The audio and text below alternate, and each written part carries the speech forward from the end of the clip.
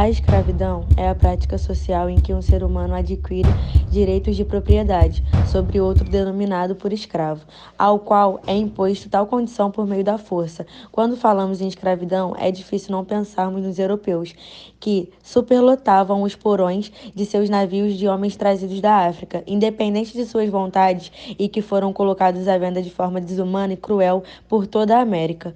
No ensino de história, a abolição ela foi tratada, né, a partir do protagonismo da princesa Isabel, né, do protagonismo dela no processo de abolição.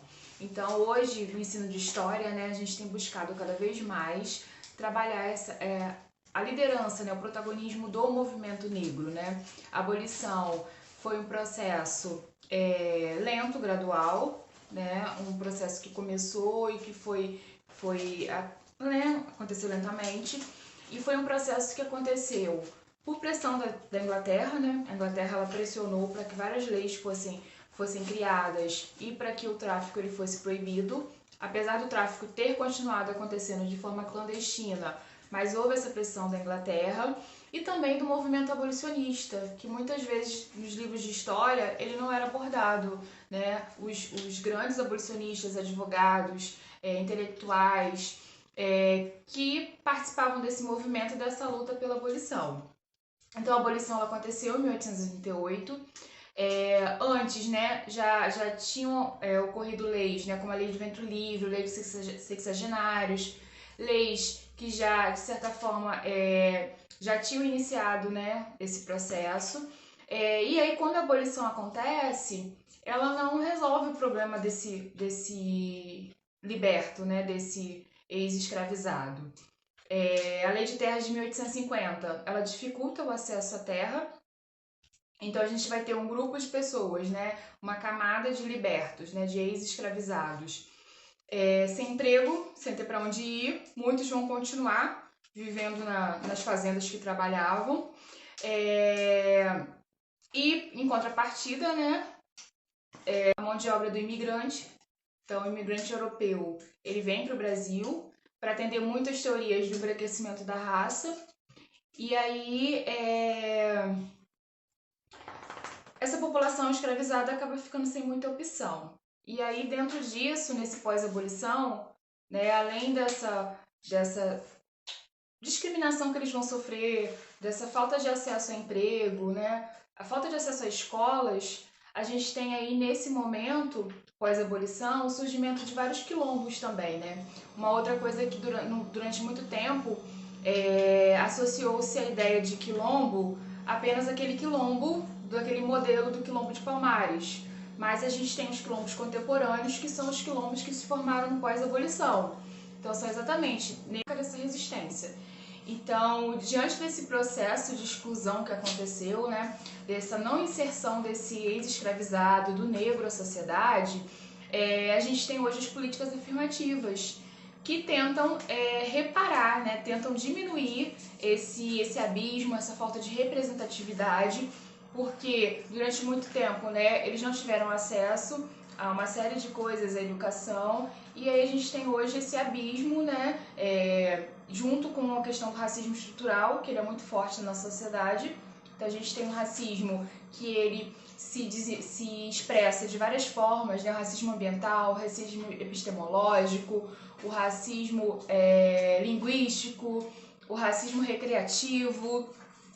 E aí a gente tem esse processo de racismo, esse processo de exclusão que é longo, que se perpetua. E aí hoje a gente vê o genocídio da população negra, que acontece aí diariamente, e entender que esse processo histórico lá de trás, de exclusão, ele, de certa forma, ele continuou, ele se perpetuou, né? Se antes a gente tinha senzala, hoje a gente tem as prisões, a gente tem as favelas, a gente tem uma série de analogias que a gente pode fazer, como o próprio trabalho escravo, que a gente sabe que se perpetua. Então é importante ter esse processo, né, da abolição, como ele foi importante, quanto o negro foi protagonista, né, não foi só a Inglaterra e só a Princesa Isabel, que a Princesa Isabel assinou a Lei Áurea, mas que houve todo um protagonismo do movimento negro, que lutou e que ainda luta, né? A gente tem hoje na área de educação uma série de legislações, como a Lei 11.645, né, que vem da Lei 10.639, básica. Então, uma série de legislações, a própria Constituição Cidadã da década de 80, que trouxe reconhecimento das comunidades quilombolas, que trouxe o racismo como crime, né, inafiançável e imprescritível. Então, fazer a nossa parte, entender todo esse processo, que as políticas afirmativas elas estão aí para tentar aumentar essa representatividade, reparar todo esse abismo que aconteceu. E acho que muito importante, né, que eu vou fechar com uma frase da Angela Davis, né, que não basta não ser racista, precisa ser antirracista. Então, acho que a história tem esse papel de ensinar, né, de trazer essa contextualização para que a gente possa fazer a diferença e fazer o nosso papel. Então, é isso aí.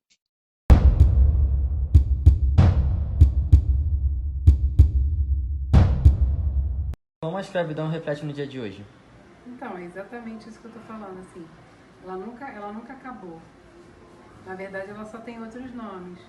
A exploração do trabalho, a questão ainda cultural das pessoas, o racismo ainda está muito presente,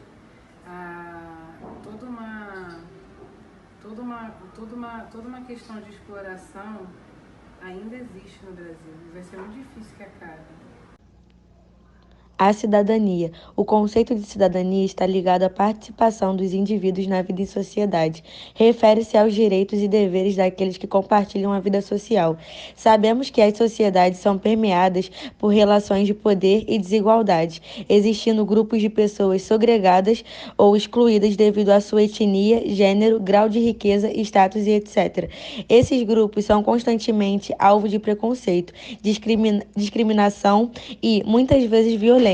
Esses grupos passam a ser caracterizados como minorias sociais e, para garantir seus direitos e reconhecimento, unem-se chamados movimentos sociais. Falando Pedro Alexandre, da ES 3001, estamos aqui com o professor Jeff, que ele vai explicar mais ou menos sobre o tema. Então, gente, o tema da nossa Semana Pedagógica é o bicentenário da independência do Brasil, que completa 200 anos esse ano, em 7 de setembro de 1822, quando foi proclamada a independência por Dom Pedro, né, às margens do rio Ipiranga. Vocês verão várias vertentes desse dia da independência, nos mostrando que foi um dia em que Dom Pedro, às margens de Ipiranga, grita independência ou morte, mas também não é um dia que foi bem assim contado como a história oficial. Será que o povo brasileiro já entendeu no século XXI, apesar dos 200 anos de independência, que foi feita por um português, né? Simplesmente um português fez a nossa independência, o filho de Dom João? Será que nós entendemos o que é cidadania nos dias de hoje? Será que se você perguntasse a qualquer colega de vocês aqui da escola qual o conceito de cidadania, ele saberia responder? Saberia que cidadania são os direitos e deveres de um indivíduo pertencente a uma nação e que ele deveria saber quais são os seus direitos e deveres para poder até mesmo reivindicar? Eu acho que não. A nossa cidadania ainda é muito crua. A nossa Constituição Federal, né, ela foi renovada em 1988, a última Constituição. A gente deveria lutar. Um exemplo claro, por exemplo, você tem o direito de ter professor em sala de aula, porque todo mundo paga imposto. Todo mundo paga imposto, independente de maior ou menor grau. E nosso direito de ter professor em sala, a gente percebe muitas vezes que quando falta um professor daquela disciplina por um longo período, o aluno comemora. O aluno não fica triste, ele comemora por não ter o direito de ter um professor. Então, nosso meio que direito, os nossos deveres estão meio distorcidos. Então, eu acho que deveríamos ter aulas de direito e deveres, deveríamos ter aula de Constituição nas nossas escolas. Por isso que nossos alunos hoje, quando eles perdem, eles estão comemorando. Você não comemora se você perde 20, 50 reais. Mas se você perde uma aula de física, de química, porque não tem professor, porque não tem concurso, você comemora. E aí você fica comemorando a derrota. E isso é muito louco. Por isso que o direito à cidadania, o direito que o aluno tem de aprender o que é a cidadania, é muito importante para que ele possa reivindicar direito e buscar cada vez mais uma sociedade mais justa. Então, ao longo desses 200 anos, a gente percebe que a cidadania ainda não é praticada de forma correta pelos brasileiros. Essa é a minha opinião e espero ter contribuído para o trabalho de vocês. Um beijo. Escravidão, ela existe desde os primórdios, isto é, desde o início da humanidade, por causa da ambição, do orgulho, da vaidade, da sede de poder do homem. Sempre existiu histórias dos povos antigos e povos mais recentes que conduziram, pessoas à escravidão, quer dizer, aprisionavam pessoas que eram consideradas praticamente inimigos para que eles exercessem trabalhos forçados e de uma maneira sem remuneração, de uma maneira humilhante, de uma maneira que muitos até vinham à morte por causa do poder exercido de uma forma ilegal. O senhor sabe quais foram as consequências da escravidão para os costumes? Sim, existem consequências boas e, porém, existem consequências ruins. As consequências ruins advêm exatamente a partir do momento do comportamento social negativo que se carrega da época. Inclusive, sentimentos negativos como mágoa, o medo, a repressão, alguns costumes, inclusive raciais. Então, isso foi muito ruim para a sociedade, que reflete até nos dias de hoje. Agora, também tem os bons hábitos, bons costumes, culturas, alguma sabedoria, a deliciosa culinária também, que muitas vezes influencia de uma forma muito contundente na sociedade. Obrigado, então, professor, pelas respostas e uma boa noite. Estou aqui com o professor Elias Oliveira e estarei fazendo algumas perguntas sobre cidadania. Professor, o que você acha sobre cidadania? Bem, cidadania nada mais, nada menos é do que um conjunto de deveres e direitos que todo indivíduo tem a partir de uma sociedade que ele vive. Esses direitos são direitos civis e políticos.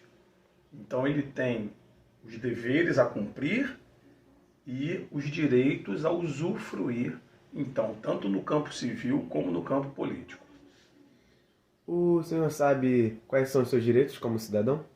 Sim, a partir do momento que, através da Constituição, ela me delega esses direitos, por exemplo, votar nos meus representantes, é uma forma de eu exercer meus direitos.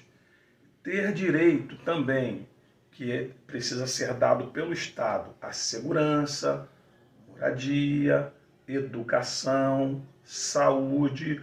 Isso são coisas que a Constituição ela nos outorga, ela nos presenteia. Então esses são nossos principais direitos, dentre tantos outros.